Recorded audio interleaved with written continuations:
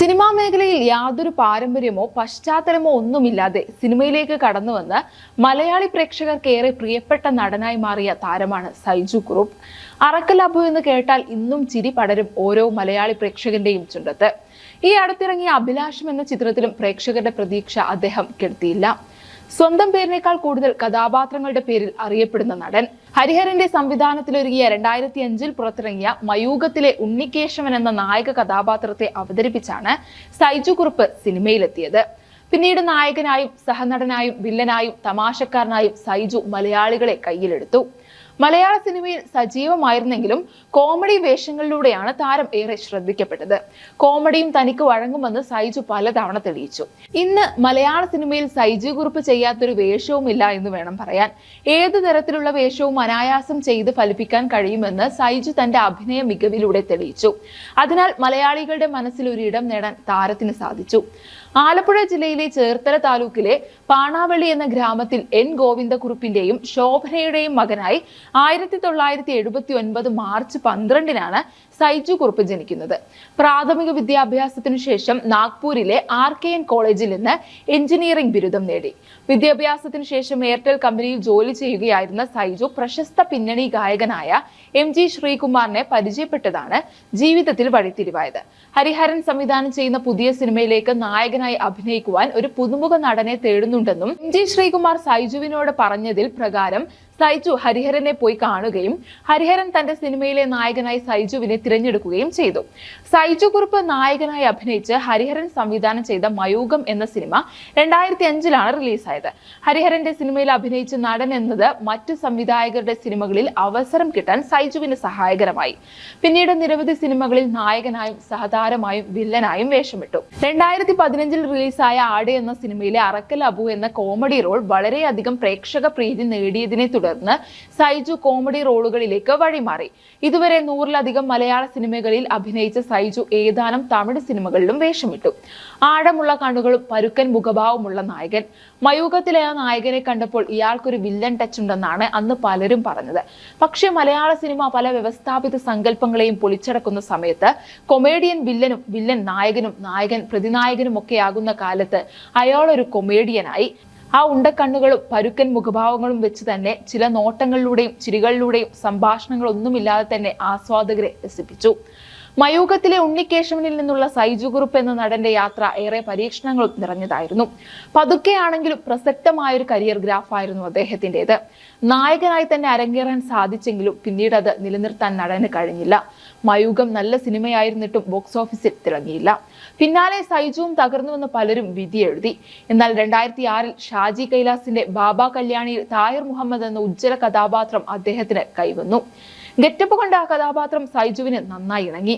അഭിനയം കൂടി തകർത്തതോടെ സിനിമാ ലോകം ഈ നടനെ ശ്രദ്ധിച്ചു തുടങ്ങി. പിന്നീട് അങ്ങോട്ട് അശ്വാരൂഢൻ മുതൽ ഹലോ വരെ നിരവധി ചിത്രങ്ങളുടെ ഭാഗമായി സൈജു കുറുപ്പ്. അപ്പോഴും സൈജുവിലെ നടൻ ഭദ്രമായിരുന്നു. ചില സിനിമകൾ വിജയിക്കാതെ പോയി എന്നതുകൊണ്ട് മാത്രം പകിട്ടും പത്രാസും അദ്ദേഹത്തെ തേടി വന്നില്ല. 2007-ൽ പുറത്തു വന്ന ചോക്ലേറ്റ് എന്ന ഹിറ്റ് ചിത്രത്തിലൂടെയാണ് സിനിമയിൽ വിജയത്തിന്റെ സ്വാദ് സൈജു കുറുപ്പ് അറിയുന്നത്. എന്നാൽ പൃഥ്വിരാജ് നായക വേഷത്തിലെത്തിയ സിനിമയിൽ അഭിനയിച്ചു എന്നതിനപ്പുറം താരം എന്ന നിലയിൽ അതൊന്നും അത്ര ഗുണകരമായില്ല. പിന്നീട് നോവൽ, അന്തിപ്പൊൻവട്ടം, ജൂബിലി, കോളേജ് കുമാരൻ എന്നിങ്ങനെ കാര്യമായി ശ്രദ്ധിക്കപ്പെടാതെ പോയ സിനിമകൾക്ക് ഒപ്പമായിരുന്നു അദ്ദേഹത്തിന്റെ കരിയർ. മുല്ല എന്ന ലാൽ ജോസ് ചിത്രം നല്ല സിനിമ എന്ന പേര് കേട്ടെങ്കിലും ഹിറ്റ് ചാർട്ടിൽ ഇടം പിടിച്ചില്ല. പക്ഷെ അപ്പോഴും സൈജുവിലെ നടനെ തിരിച്ചറിഞ്ഞ സിനിമാ ലോകം തുടർച്ചയായി അവസരങ്ങൾ സമ്മാനിച്ചുകൊണ്ടിരുന്നു. മേക്കപ്പ് മാൻ, ഹലോ പോലുള്ള അത്യാവശ്യം നന്നായി ഓടിയ സിനിമകളുടെ ഭാഗമായി എന്നതാണ് ഈ കാലയളവിലെ ഏകാശ്വാസം. അനൂപ് മേനോൻ തിരക്കഥ എഴുതിയ ട്രിവാൻഡ്രം ലോഡ്ജ് എന്ന ചിത്രത്തിലൂടെയാണ് സൈജു കുറുപ്പ് എന്ന നടന്റെ ഒരു അഭിനയശേഷി സിനിമാ ലോകവും പ്രേക്ഷകരും അറിയുന്നത്. ഈ ഒരൊറ്റ ചിത്രത്തിലൂടെ തന്റേതായ ഒരു വ്യക്തിമുദ്ര പതിപ്പിക്കാൻ ഈ നടന് സാധിച്ചു. ചിത്രത്തിലുടനീളം ഒരു സൈജു ടച്ച് കൊണ്ടുവരാൻ അദ്ദേഹത്തിന് കഴിഞ്ഞു. ഇതോടെ സ്വന്തം സ്റ്റൈൽ കൊണ്ട് മുന്നേറി നടന്മാരുടെ ഗണത്തിൽ സൈജുവിന്റെ പേരും എഴുതി ചേർക്കപ്പെട്ടു. 1983 മുന്നറിയിപ്പ്, ആട്, ആക്ഷൻ ഹീറോ ബിജു, ആൻമരിയ കലിപ്പിലാണ്, ഹാപ്പി വെഡ്ഡിംഗ്, അലമാര, തീവണ്ടി എന്നിങ്ങനെ നിരവധി വിജയ ചിത്രങ്ങളുടെ ഭാഗമായതോടെ സൈജു കുറുപ്പ് എന്ന നടനും താരവും മലയാള സിനിമയിൽ അനിവാര്യ ചേരുവയായി. പിന്നീട് മിഥുൻ മാനുവൽ തോമസ് സംവിധാനം ചെയ്ത ആടിലെ അറക്കൽ അബു എന്ന കഥാപാത്രത്തിലൂടെ താരം വീണ്ടും പ്രേക്ഷകരെ അതിശയിപ്പിച്ചു. ശരിക്കും സൈജു കസറിയൊരു പടമായിരുന്നു അത്.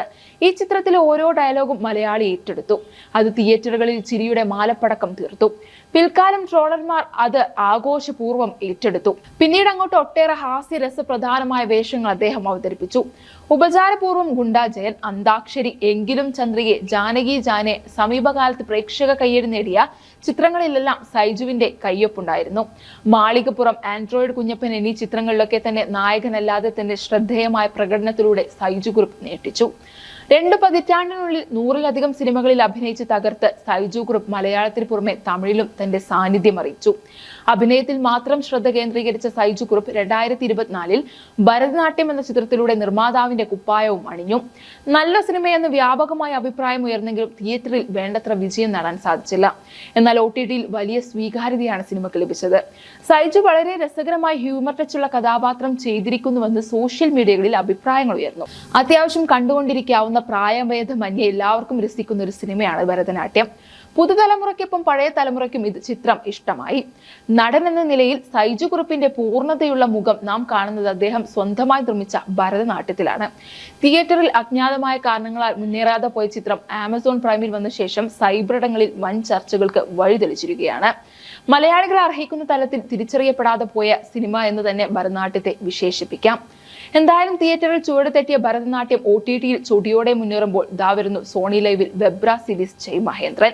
അത്ര മികവോടെയാണ് സൈജു ഗ്രൂപ്പ് ഹാസ്യരംഗങ്ങളിൽ അഭിനയിച്ചതും കഥാപാത്രത്തെ മുന്നോട്ട് കൊണ്ടുപോയിരിക്കുന്നതും. കൗശലക്കാരനായ ഡെപ്യൂട്ടി തഹസിൽദാർ മഹേന്ദ്രനായി സൈജു ശരിക്കും പൊളിച്ചു. സോഷ്യൽ മീഡിയയിൽ ചിത്രത്തെ പ്രശംസിച്ചുകൊണ്ടുള്ള നിരവധി പോസ്റ്റുകൾ എത്തി. തിയേറ്ററിൽ നിറം മങ്ങുമ്പോഴും OTT-യിൽ സ്റ്റാർ ആവുകയാണ് താരം. വളരെ ചെറിയ വേഷങ്ങളിൽ അഭിനയിക്കുമ്പോൾ പോലും ആ കഥാപാത്രത്തെ നാം എന്നും ഓർമ്മിക്കപ്പെടുന്ന തലത്തിലേക്ക് ഉയർത്താനുള്ള കഴിവാണ് സൈജു ഗ്രൂപ്പിന്റെ ഏറ്റവും വലിയ സുവിശേഷതയായി തോന്നിയിട്ടുള്ളത്. നായകൻ എന്ന നിലയിൽ തന്നെ സൈജു ഗ്രൂപ്പ് ലോകം കീഴടക്കുമെന്നാണ് പ്രതീക്ഷിക്കുന്നത്. അതേസമയം താരത്തിന്റെ പൊറോട്ട് നാടകം എന്ന സിനിമയും പ്രേക്ഷകർ ഏറ്റെടുത്തു എന്ന് പറയാം. മലയാള സിനിമയുടെ ചിരിയുടെ സുൽത്താനായിരുന്ന സംവിധായകൻ സിദ്ദീഖിന്റെ മേൽനോട്ടത്തിൽ അദ്ദേഹത്തിന്റെ സംവിധാന സഹായിയായിരുന്ന നൌഷാദ് സാഫ്രോണാണ് ചിത്രം സംവിധാനം ചെയ്തിരുന്നത്. സിനിമയിൽ അബു എന്ന നായക കഥാപാത്രമായാണ് സൈജു ഗ്രൂപ്പ് എത്തിയിരുന്നത്. കടക്കണിയിൽപ്പെട്ട പരാധീതനായ നായകവേഷം സൈജുവിന് ഒട്ടും പുതിയതല്ല. ഏതു വേഷം കിട്ടിയാലും അത് മികച്ചതാക്കി മാറ്റുന്ന സൈജു ഇവിടെയും അത് ആവർത്തിച്ചു. 2025-ൽ മനസ്സിനൊരു നോവ് ബാക്കിയാക്കിയ ഒരു ചിത്രവുമായാണ് അദ്ദേഹം എത്തിയത്. അഭിലാഷം.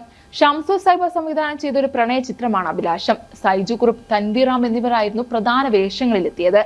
തന്റെ സ്വാഭാവികമായ അഭിനയത്തിലൂടെ ഒരു പൊടിക്ക് പോലും അങ്ങോട്ടോ ഇങ്ങോട്ടോ പോകാതെ അഭിനയം കൊണ്ട് വിസ്മയിപ്പിക്കുന്ന താരമാണ് അദ്ദേഹം എന്ന് നമുക്ക് നിസ്സംശയം പറയാം. Entertainment desk, IBN Malayalam.